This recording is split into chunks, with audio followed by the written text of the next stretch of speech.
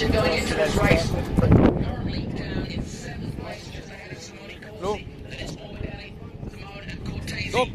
Yeah, you're just still in there. Sounds good. Clear, yeah. Yeah, well. Looks like he's wanting to put on a new charge here.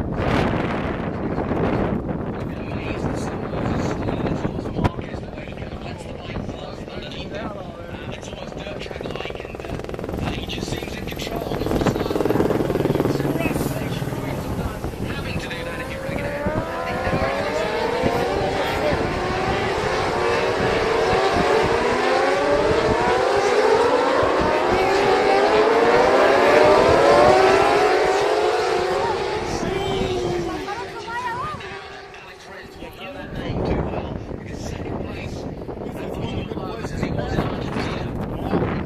Capo. The lap that he's putting in here is pretty solid. We'll have to see. It looks like he's making some very